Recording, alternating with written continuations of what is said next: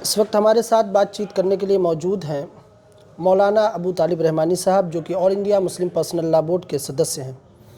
مولانا سے بات چیت کریں گے کہ مولانا، حال ہی میں اتر پردیش سرکار نے ایک ادھیادیش جاری کر اتر پردیش کے اندر حلال سرٹیفائیڈ تمام چیزوں کو بین کر دیا ہے، اس کو آپ کس نظریے سے دیکھتے ہیں؟ بسم اللہ الرحمن الرحیم، نحمدہ ونصلی علی رسولہ الکریم۔ دیکھیے، حلال یہ مسلمانوں کے آستھا کا معاملہ ہے کہ مسلمان جب بھی کچھ کھائے گا تو تحقیق کر کر کھائے گا کہ حلال ہے کہ نہیں ہے۔ جیسے ہمارے ویجیٹیرین ریسٹورنٹ میں بھی اگر ہمارے جین بھائی چلے جاتے ہیں تو جین بھائی بھی ویجیٹیرین ہوتے ہیں، شاکاہاری ہوتے ہیں، مگر وہ یہ تحقیق کرتے ہیں کہ اس میں پیاز اور لہسن تو نہیں ہے۔ یہ ان کا ادھیکار ہے، یہ ان کے آستھا کی بات ہے اور ہم اس کا سمان کرتے ہیں۔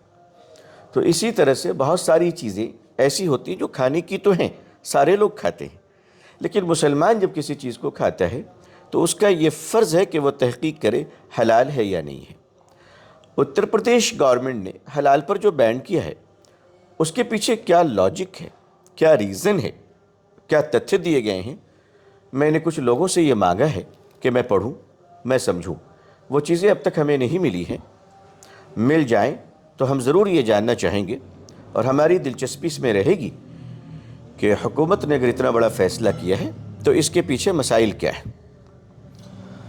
جو حضرت گنج کوتوالی میں معاملہ درج کیا گیا ہے، اس ایف آئی آر میں بھارتیہ جنتا پارٹی کے یووا مورچہ کے ایک نیتا نے جو درج کرا ہے، اس میں لکھا ہے کہ حلال سرٹیفائیڈ کر کے اس کے ذریعے جو سنستھائیں حلال سرٹیفکیٹ دے رہی ہیں وہ دھن اگاہی کرتی ہیں اور وہ اس دھن کو ٹیرر فنڈنگ میں استعمال کرتی ہیں۔ ساتھ ہی انہوں نے یہ بھی آروپ لگایا ہے کہ جن چیزوں پر حلال سرٹیفکیٹ کی ضرورت نہیں ہے، جیسے کہ مہیلاؤں کے میک اپ یا پھر صابن اور تیل اور دوسری وہ چیزیں جو شاکاہاری ہیں مکمل طور پر، انہیں بھی حلال سرٹیفکیٹ دیا گیا ہے تاکہ دھن اگاہی کی جا سکے۔ دیکھیے، الزامات تو پہلی نظر میں بہت سنگین ہیں۔ اگر ٹیرر فنڈنگ ہے تو ظاہر ہے کہ ہم کسی ایسی چیز کو برداشت نہیں کر سکتے جو ہمارے دیش کے ورد ہو، تو یہ تو سوچا بھی نہیں جا سکتا۔ لیکن اگر سنگین الزامات لگائے گئے ہیں تو سرکار اس کی انکوائری کروائے گی، اور بالکل کروائے گی۔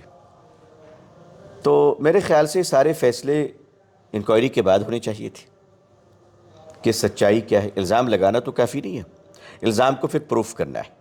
اگر حلال سرٹیفکیٹ کے نام پر کسی قسم کے پروفیٹیبل انڈسٹری چل رہی ہے تو ظاہر ہے یہ ہمارے لیے بھی تشویش کی بات ہے کہ پیسے لے کر کسی کو حلال صنعت تو نہیں دی جا رہی ہے، کیونکہ ہمارے لیے یہ مسئلہ صرف حلال سرٹیفکیٹ کا نہیں بلکہ حلال کھانے کا ہے۔ بحیثیت مسلمان ہمارا یہ ایمان ہے کہ حلال کھانے کے بعد ہی ہماری نماز قبول ہوتی ہے، ہماری دعا قبول ہوتی ہے۔ رہی بات کہ میک اپ پر سرٹیفکیٹ حلال کی ہونا، شاکاہاری ویجیٹیرین پر حلال کی سرٹیفکیٹ ہونا بھی ضروری ہے۔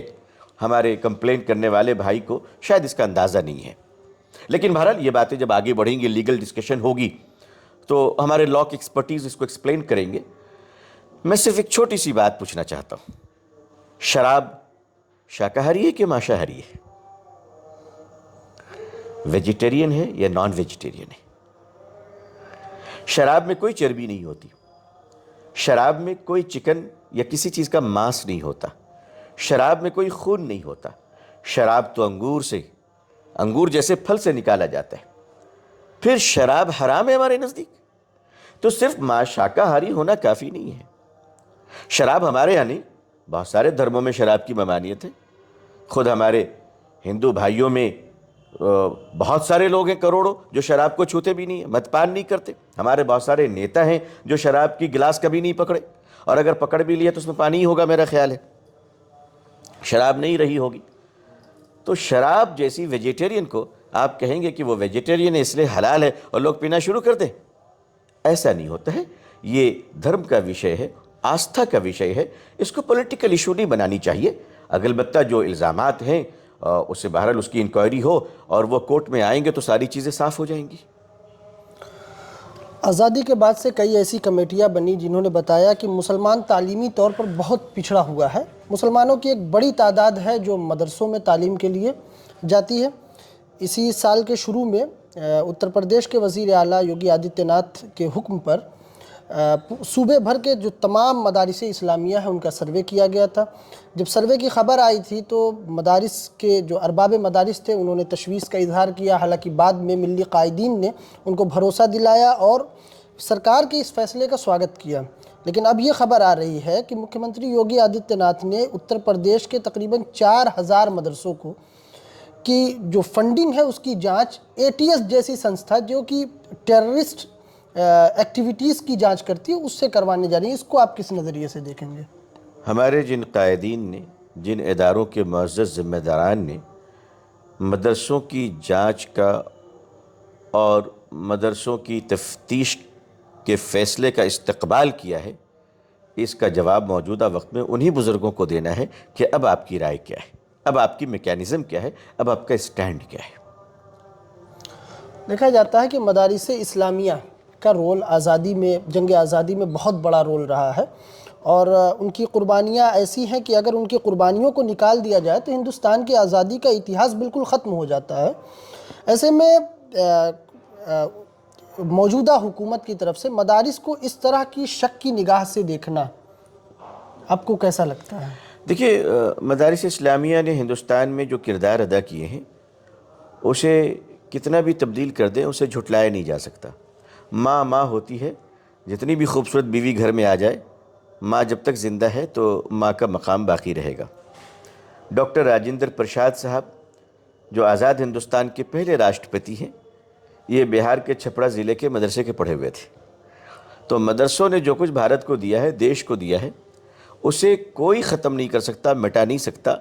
हाँ, कभी कभी तेज़ हवाओं के धूल पड़कर सफ़हात को ढक तो सकते हैं, लेकिन एक वक्त आएगा जब ये धूल झड़ जाएंगे, सच्चाई बाकी रहेगी, बादल छटेगा, सूरज के उजाले ज़मीन तक ज़रूर पहुँचेंगे।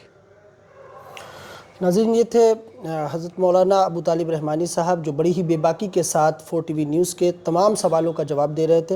इनका साफ तौर पर कहना है कि हुकूमत को हलाल सर्टिफिकेट वाले जो तमाम प्रोडक्ट हैं उन पर बैन लगाने से पहले जांच के तमाम मराहिल को तय करना चाहिए था।